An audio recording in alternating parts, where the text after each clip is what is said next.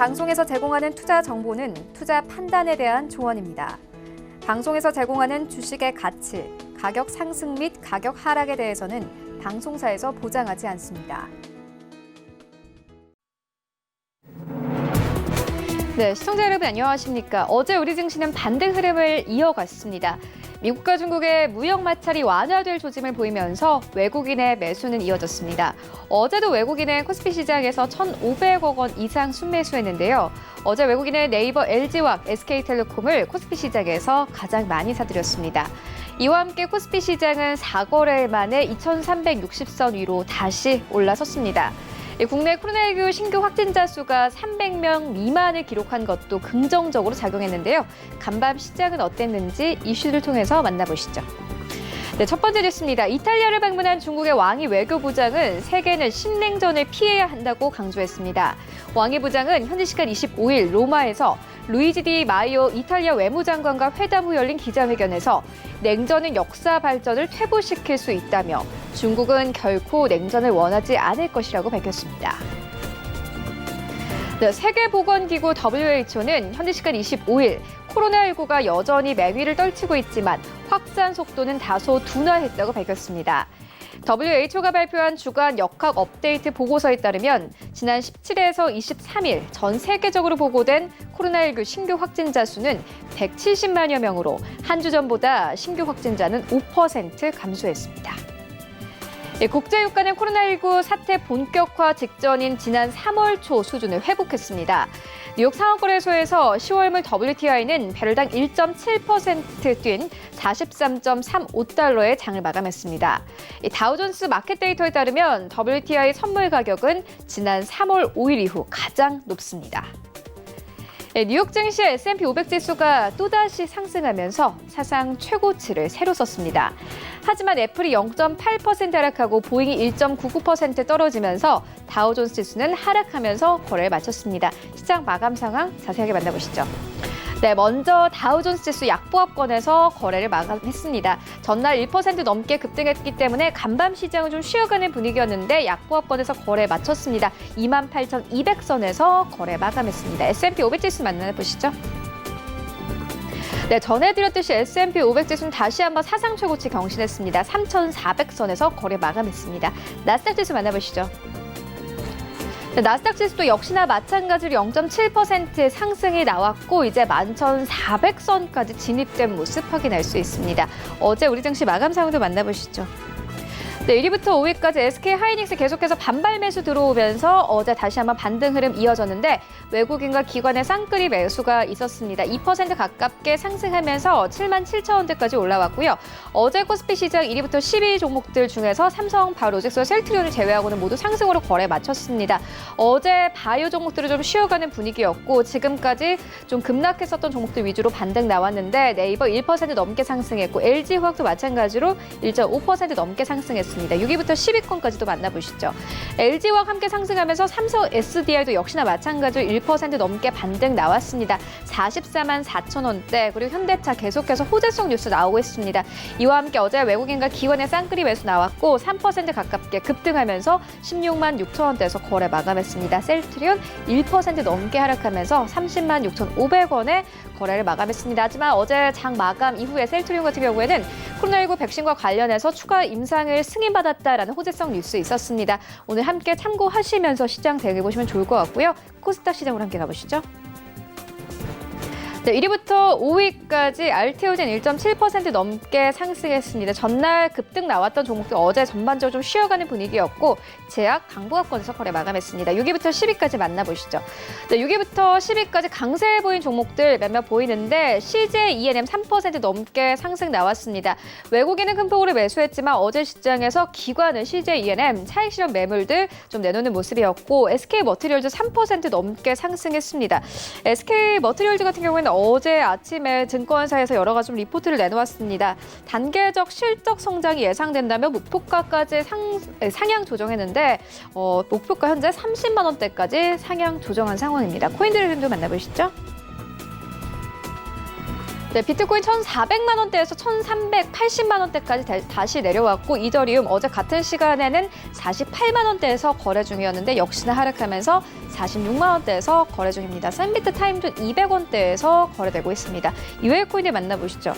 네, 간밤 코인은 계속해서 좀 하락세가 나오고 있는 가운데 아이온체인만이 1% 넘는 상승으로 현재 거래가 되고 있습니다. 이외의 코인들 만나보시죠. 네, 리플부터 모네로까지 모두 하락으로 현재 거래가 되고 있고 이오스가 3% 넘는 낙폭 키우면서 거래가 되고 있습니다. 최외 증시 와이드 지금 출발합니다.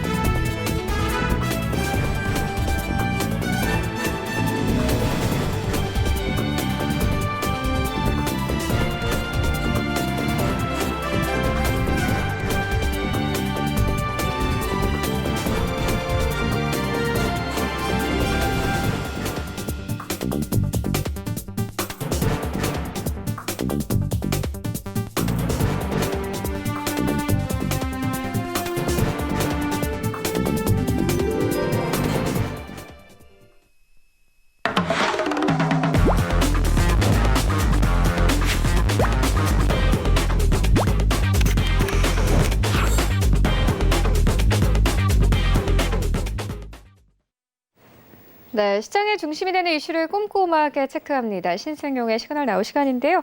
브레인코리아인베스트 신승용 대표 화상으로 연결되어 있습니다. 안녕하십니까? 네, 안녕하십니까. 네, 간밤 증시 상황부터 짚고 가도록 하겠습니다. 다우존스 지수는 소폭 빠졌지만 나스닥 지수와 S&P 500 지수 다시 한번 상승하면서 거래를 마쳤습니다. 다우 30 편출입 효과로 나스닥의 상승은 좀 지속되고 있는 상황인데 시장 상황 어떻게 보셨습니까? 네, 지난밤 일단 시장 내 긍정적인 흐름은 지속되었다라고 평가를 할 수 있을 것 같습니다. 물론 이제 다우지수는 소폭 약보합세의 그런 마감 보이긴 했지만 S&P 500 지수와 나스닥 지수 사상 최고치를 다시 한번 경신을 하면서 시장의 힘을 고스란히 보여주고 있다라고 보셔야 될 것 같은데요.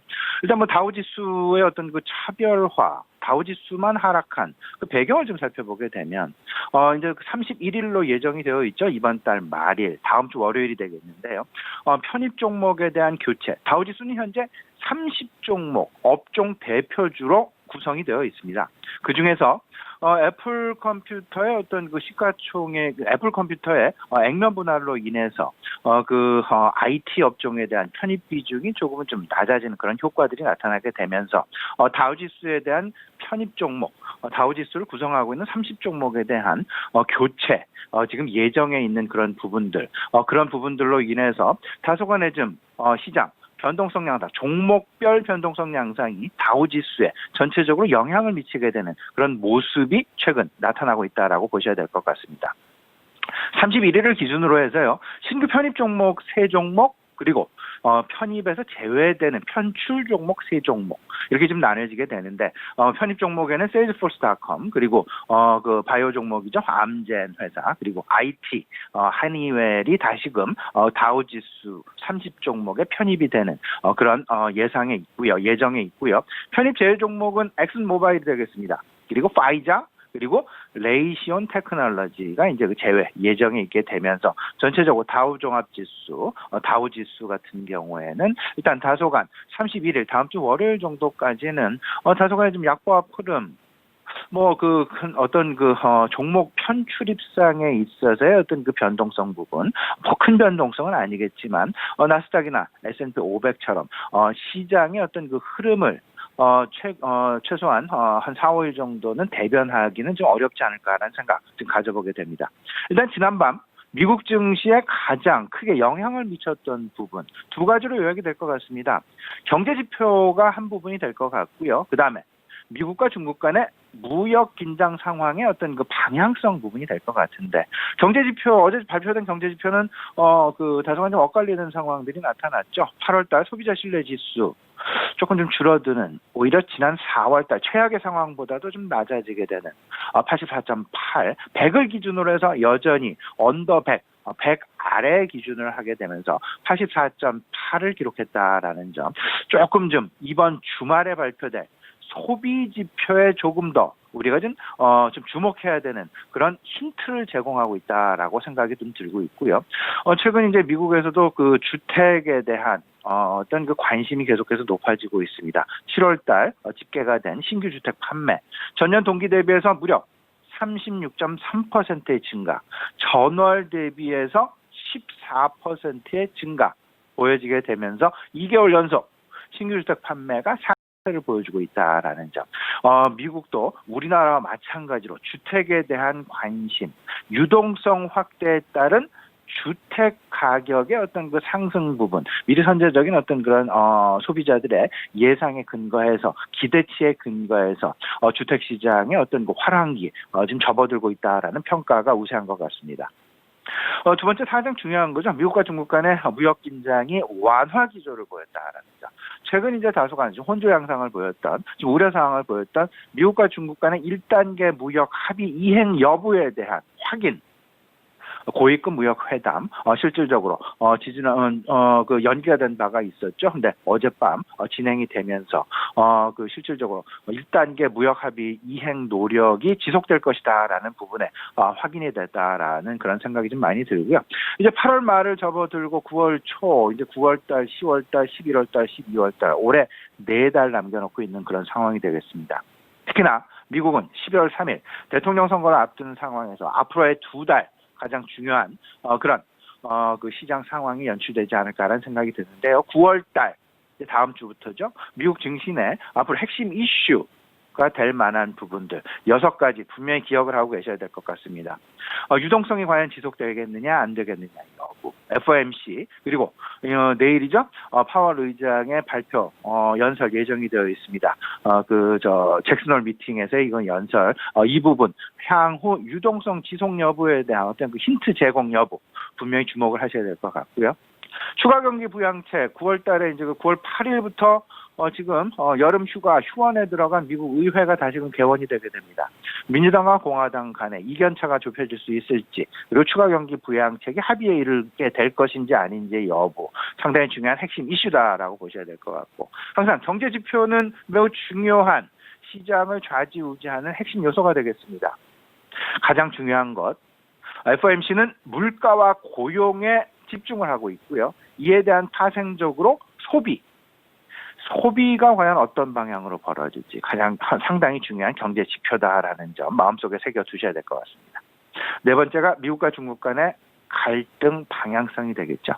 그리고 아울러서 앞으로 이제 얼마 남지 않은 미국의 대통령 선거 부분, 바이든 후보와 트럼프 후보 간에 그리고 민주당과 공화당 간에 대통령 선거 공약의 어떤 그 현실화 여부 이런 부분들에 인해서 실질적으로 미국 뉴욕 증시의 어떤 그 변화 가능성 분명히 나타날 가능성이 있지 않을까 생각이 됩니다.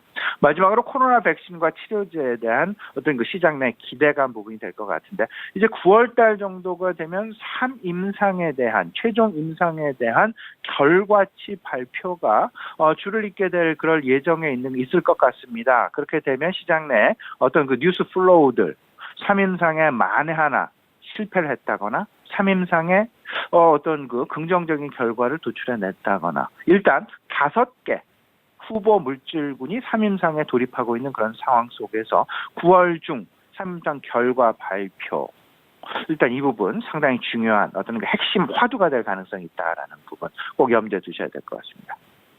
또 하나 이제 그 내일과 모레 일단 그 시장을 좀 좌지우지할 만한 큰 이벤트 있다라는 점 특히나 유동성 부분과 소비 부분 미국 증권 시장을 어떤 그 변화시킬 만한 상당히 중요한 어떤 그 지표가 될 것 같은데요.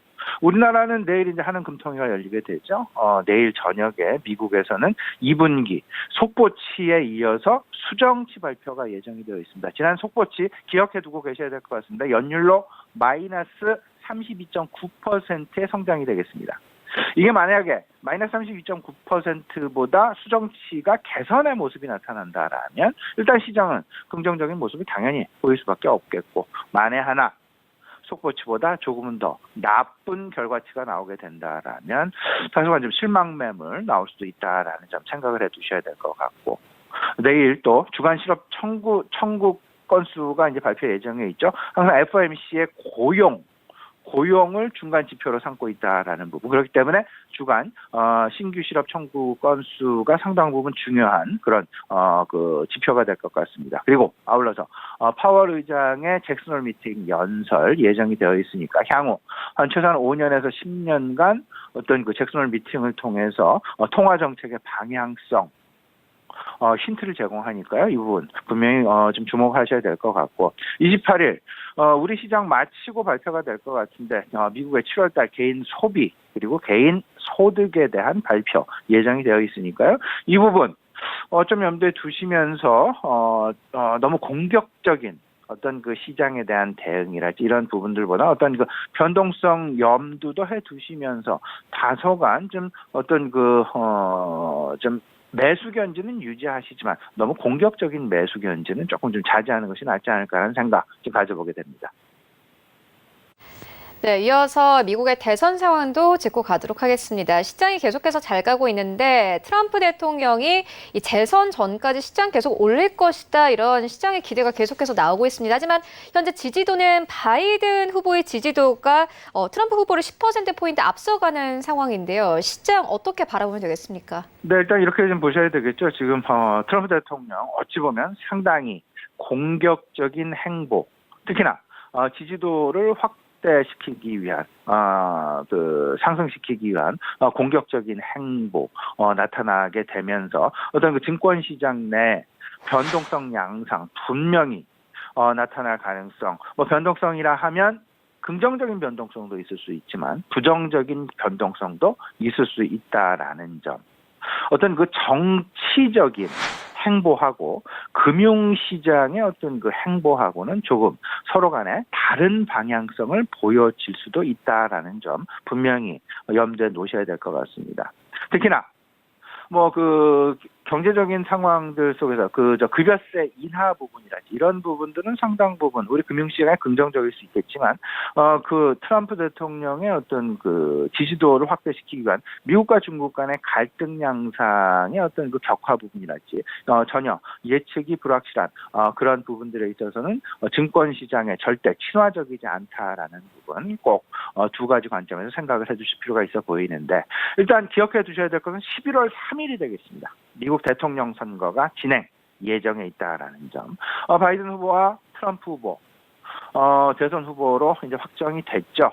이렇게 되면서 월가가 과연 어떤 부분의 시나리오를 가지고 있을까? 어떤 셈법을 가지고 있을까? 통상적으로 그 월가에서는 전통적으로 이제 공화당 의 승리를 선호를 하는 그런 경향이 있었습니다. 왜냐하면 그 자본시장에 대한 친화적인 어떤 그 공화당의 성격 때문이겠죠. 하지만 이번에는 조금 좀 다른 모습이 나타나고 있다. 특히나 이번에는 민주당의 승리를 선호하고 있다라는 부분.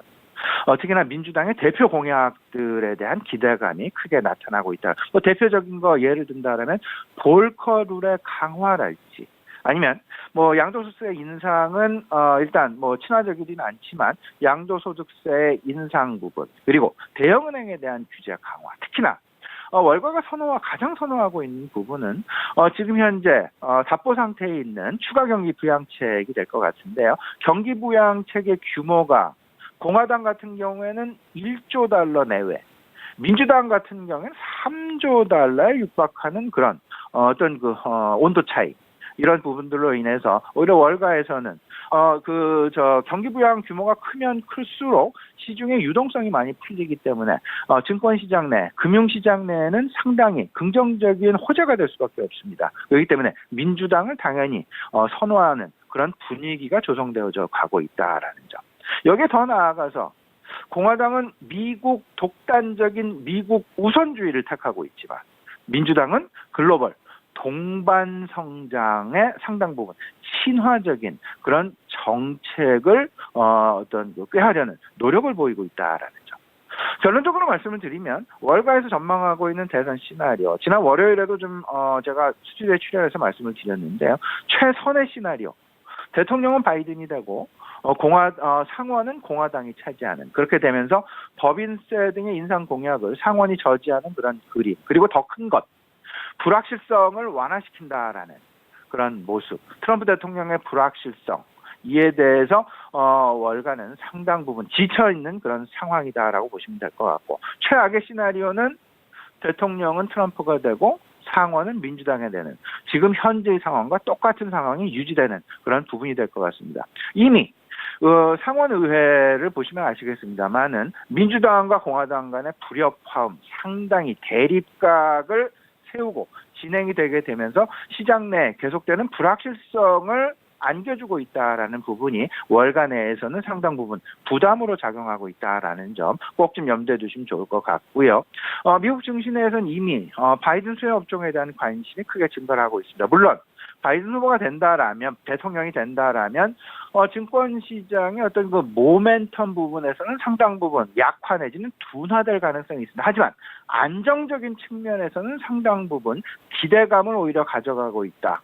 그렇기 때문에 시장 오히려 중소형 개별 종목들보다는 대형 종목들에 대한, 바이든 후보가 대통령에 당선이 된다면 대형 종목들에 대한 관심이 계속 증가할 수밖에 없는, 특히나 지금 현재 시장을 주도하고 있는 대형 기술주들에 대한 관심 지속될 가능성이 높겠다라고 보셔야 될 것 같습니다.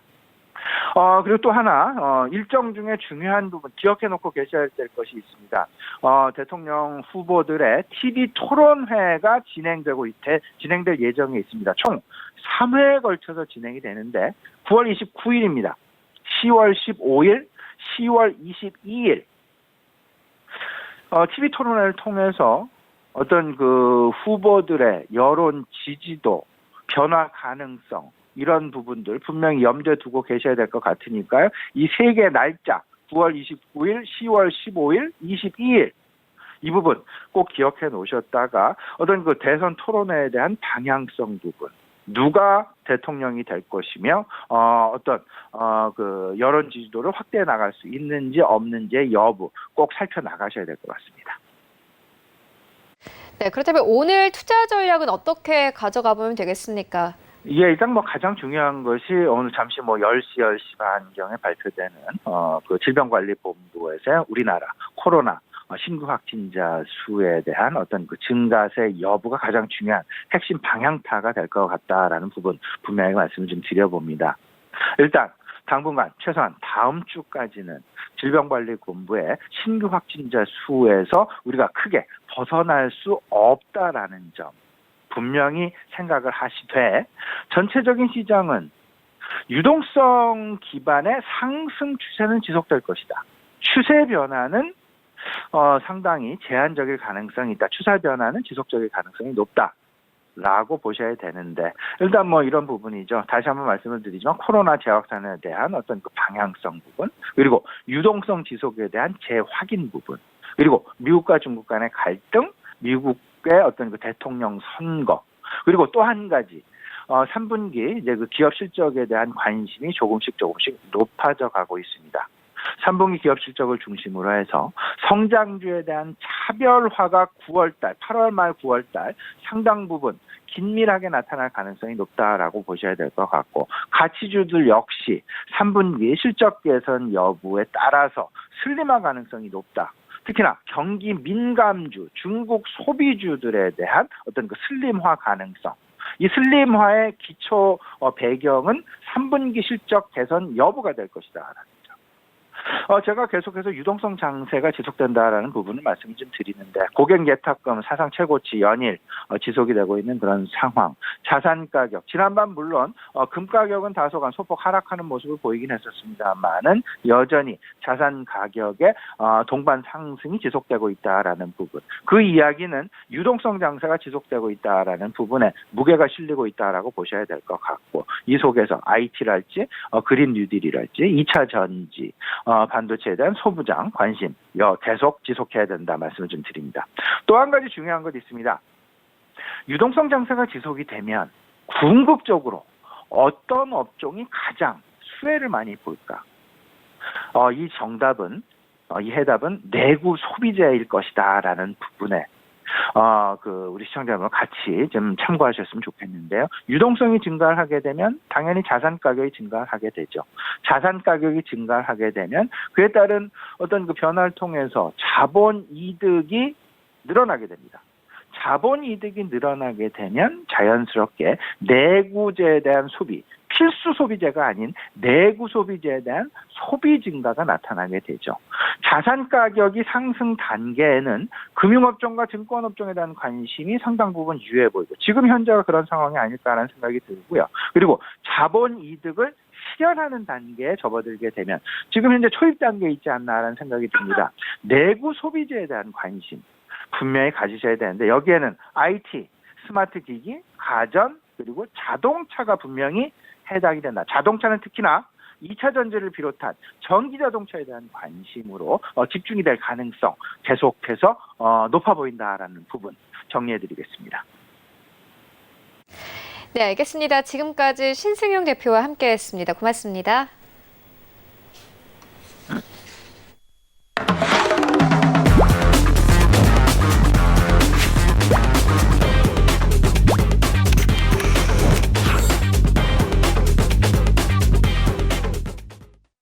네, 국내 시장 쟁점 함께 분석해 보도록 하겠습니다. 라이브 이슈 타임인데요. KTB 투자증권 이성훈 과장 전화 연결되어 있습니다. 안녕하십니까? 네, 안녕하십니까? 네, 코로나19 수혜주들 짚고 가도록 하겠습니다. 마스크주들 최근 변동성이 좀 심화되는 모습인데요.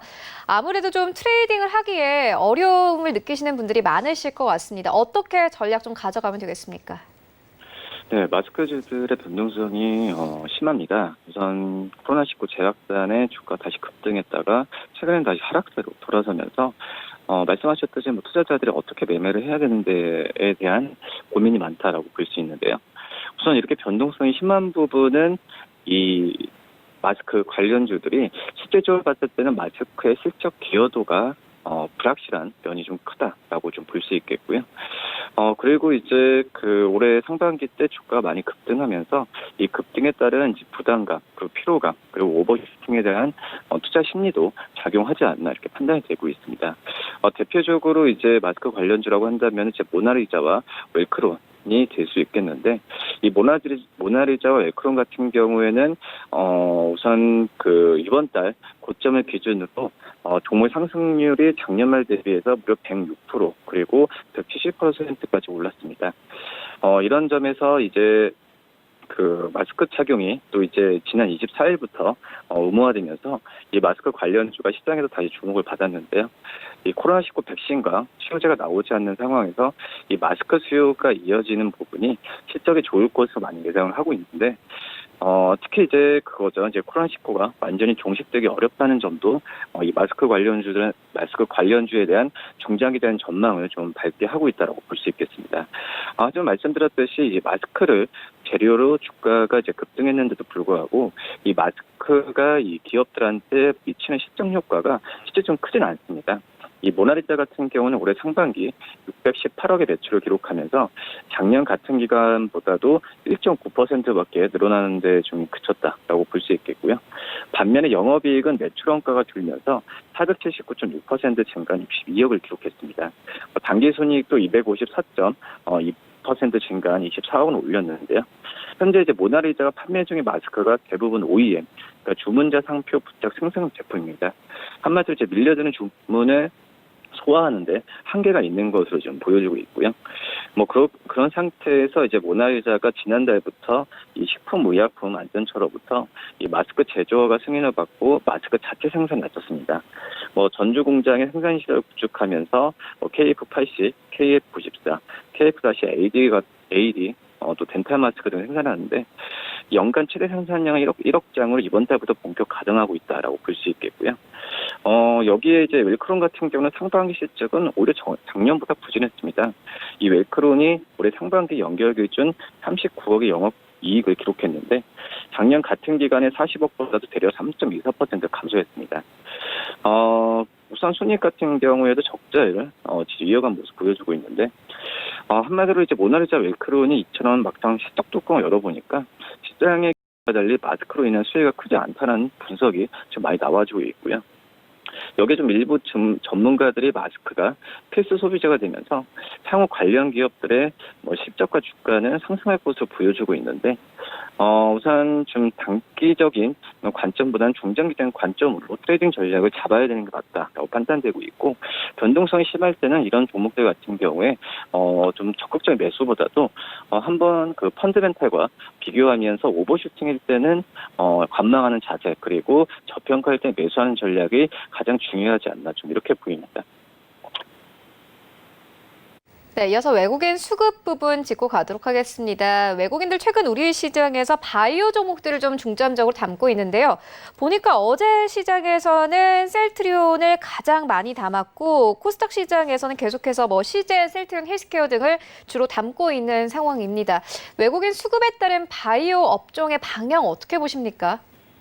네, 최근에 이제 외국인이 셀트리온, 시덴 같은 이런 대표적인 이 코로나 관련주에 대해서 매수세가 좀 이어지고 있는데, 그렇기 때문에 제약바이오주들이 이번 주 초에 상승폭이 크게 좀 보여주었습니다.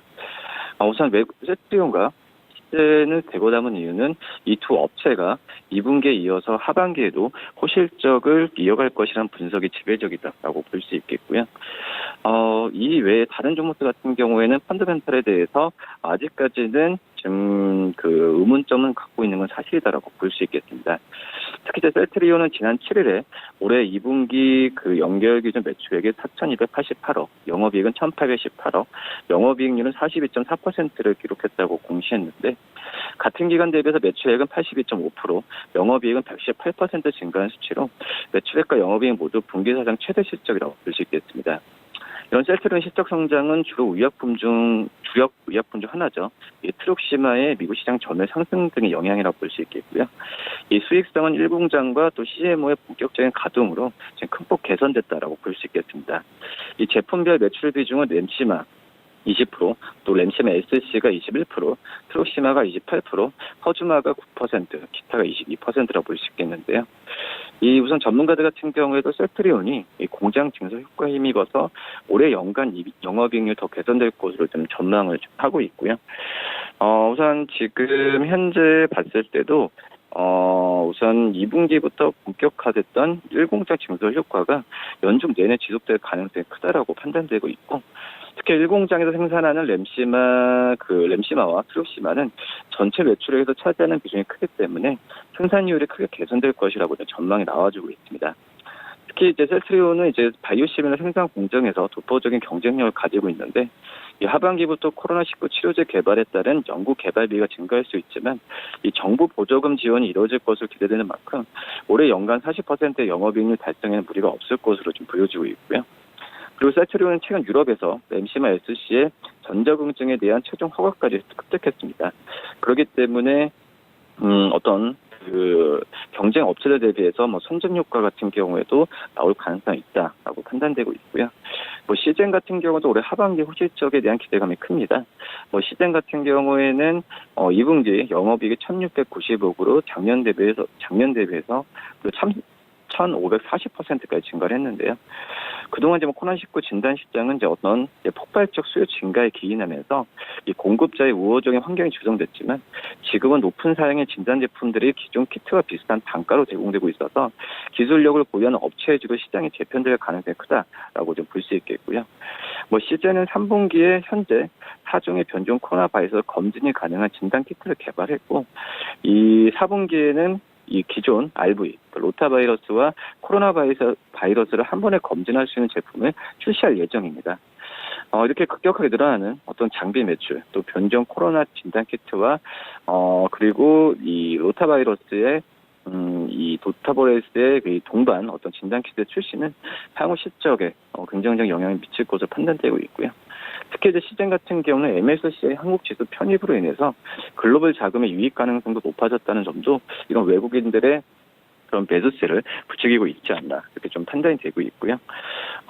지금 현재 봤을 때도 시즌에 대한 어떤 증권사의 목표 주가 상향을 하고 있기 때문에 이 셀트리온과 시즌 두 기업 다 전망을 밝다라고 정리할 수 있겠습니다.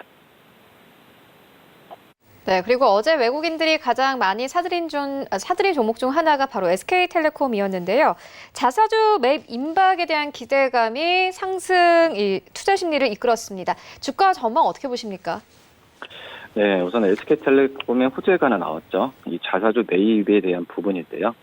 한마디로 주주 친화 정책을 시사하면서 어제 외국인들의 매수세가 좀 크게 늘어났습니다.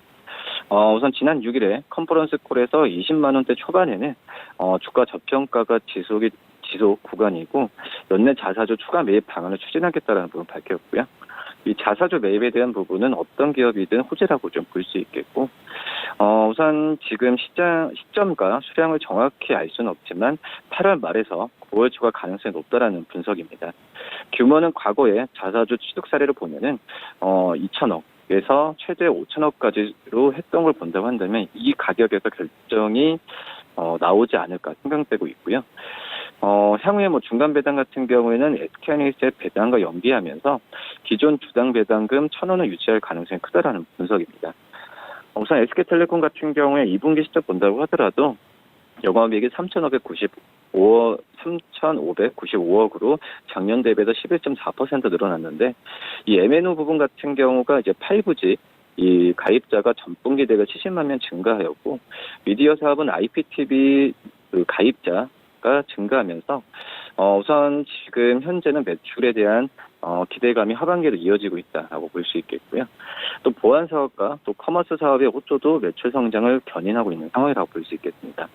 영업이익은 마케팅 비용이 전분기 대비 감소하면서 자회사 이익 기여도 높아지면서 전년 동기 대비해서 영업이익의 턴어라운드를 지금 보여주고 있다라고 볼 수 있겠고 하반기에도 마케팅 안정화를 통한 비용 효율화와 또 5G 서비스 활성화를 통한 시장 확대가 좀 예상이 된 만큼 SK텔레콤의 그 실적 주가에 대한 부분은 좀 탄탄할 가능성이 있지 않을까 이렇게 보입니다. 또 여기에 마이크로소프트와 협력하면서 이 엑스박스 클라우드 게임을 9월에 출시할 예정인데 이 월정액 기반으로 타 이동통신 이용자들도 이용 가능하게 서비스가 제공되기 때문에 최소 100만 명의 이용자를 2023년까지 확보할 수 있을 것으로 전망이 되고 있습니다. 여기 SK 브로드밴드는 TV로드와 좀 합병하면서 2분기 실적에 2개월치 TV로드 실적이 좀 반영되었지만 하반기부터 이 실적이 온전하게 반영된다면 추가적인 수익 성장이 가능할 것으로 보여주고 있어서 SK텔레콤에 대한 어떤 그 자사주 매입 외에 다른 펀더멘탈적인 부분에서도 긍정적인 뷰가 이루어지고 있다고 생각이 됩니다. 네, 그리고 최근 영화 신작이 잇따라 다시 한번 개봉에 나서면서 국내 영화 관련주들 들썩이고 있습니다. 제이컨텐트리도 7% 가깝게 상승했고 CJEN도 어제 큰 폭의 상승이 나왔더라고요. 앞으로의 주가 전망 어떻게 보십니까? 네, 우선 헐리우드 대작들이 이제 개봉을 하고 있는 상태고 아쉽게도 지금 코로나19 재확산이 되면서 이 컨텐츠 업체들 그리고 이제 엔터 관련 업체들한테는 약간의 좀 고민되는 시기다라고 볼 수 있겠고요. 특히 이제 제이콘텐트리 같은 경우에는 2분기 실적 적자를 보였습니다. 근데 적자의 내용을 본다고 한다면 재밌는 부분이 있는데요. 우선 사업 부분 봤을 때 핵심 사업인 방송 영업이익은 91억 원으로 그 작년 대비해서 우선 경쟁사 대비해서도 굉장히 좀 높은 실적을 지금 거뒀다라고 볼 수 있겠고요. 아시겠지만 이태원 클라스 그리고 부부의 세계 같은 이 히트한 이 드라마들이 2분기 때 이익이 좀 반영이 됐다. 특히 이태원 클라스는 영업이익에 대한 80억 원이 특히 2분기에 반영됐다라고 볼 수 있겠고요.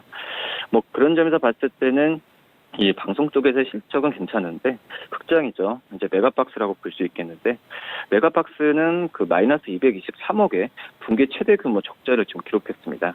뭐 그런 점에서 이 어떻게 보면은 이 코로나 영향이 바로 직방으로 맞았다고 볼 수 있겠는데요. 그렇기 때문에 방송 부분과 이 극장 부분 쪽에서의 시적 편차가 너무 심하기 때문에 이 J 콘텐츠에 대한 그 시적일 향후에 봤을 때는 이 극장 쪽에서의 적자 축소가 제일 관건이다라고 볼 수 있겠고요.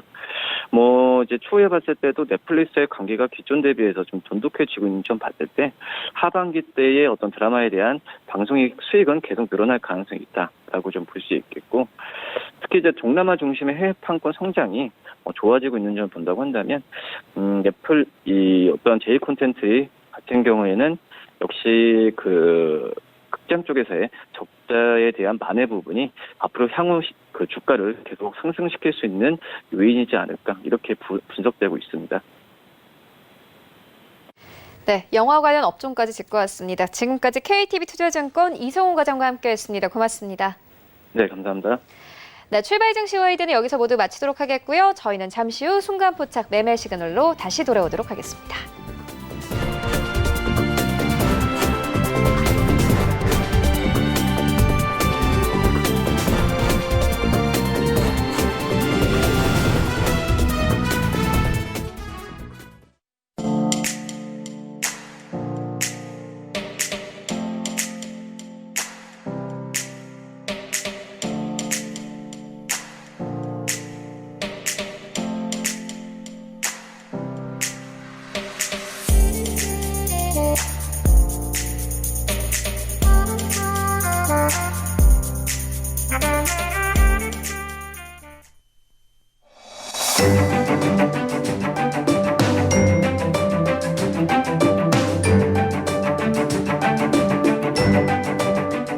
안녕하세요. K웨더 라이프스타일 예보 고강용입니다. 먼저 위성 영상입니다. 전국에 대체로 구름만 많은 가운데 어제 저녁부터 태풍의 영향권에 든 제주도는 비가 내리고 있습니다. 이 태풍 바비는 현재 강한 강도의 세력을 유지한 채 서귀포 남서쪽 해상을 지나고 있는데요. 오늘 오후에 서귀포 서쪽 해상을 지난 뒤 서해상을 따라 세력을 점점 키우면서 북상하겠습니다. 태풍 바비는 매우 강한 바람에 주의하셔야 하는데요. 제주도와 서해안을 중심으로 오늘과 내일 사이 최대 순간 풍속이 초속 40에서 60m에 이르는 아주 강한 바람이 불겠습니다. 이 바람으로 야외 시설물들이 날리면서 2차 피해가 발생할 가능성이 있기 때문에 주변 점검을 철저하게 해주셔야겠습니다. 이번 태풍 비도 많이 오겠습니다. 내일까지 제주도와 남해안, 서해안에는 최고 300mm 이상의 많은 비가 집중되겠고요. 서울을 비롯한 서쪽 지역에도 최고 200mm 이상, 충북과 강원 영서, 경북에는 30에서 80mm, 강원 영동에는 20에서 60mm의 비가 내리겠습니다. 비는 오늘 낮에 충청 이남까지, 저녁에는 전국으로 확대되겠습니다. 다음은 자세한 지역별 날씨입니다. 중부지방 곳곳에 열대야가 나타난 가운데 오후부터 흐려져 비가 오겠습니다. 한낮 기온 서울이 35도까지 오르며 무덥겠습니다. 동해안 대체로 구름 많다가 저녁부터 비가 오겠습니다. 한낮 기온 강릉과 울진이 28도가 예상됩니다. 남부지방 낮에 대부분 지역으로 비가 확대되겠습니다. 한낮 기온 대구 32도, 전주는 33도까지 오르겠습니다. 태풍특보가 내려져 있는 서해상과 남해상은 오늘 물결이 최고 10m까지 매우 거세게 일겠습니다. 내일까지는 태풍의 영향으로, 금요일에는 기압골의 영향으로 전국에 비가 내리겠고요. 토요일에는 중부지방에 비 소식이 들어 있습니다. 날씨였습니다.